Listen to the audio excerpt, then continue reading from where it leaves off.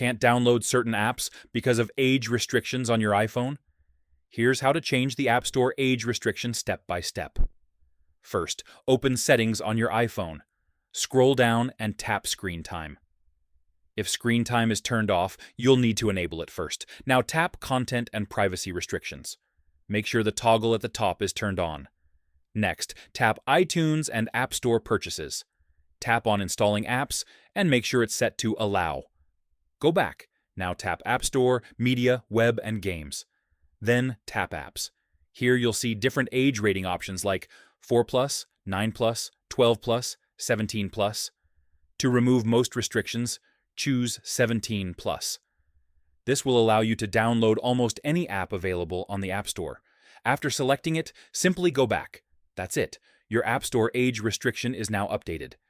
If you're still unable to download apps, make sure you're not part of a family sharing child account. Your screen time passcode isn't limiting changes, and that's how you change age restrictions on the App Store. If this helped, like the video and subscribe for more iPhone tips.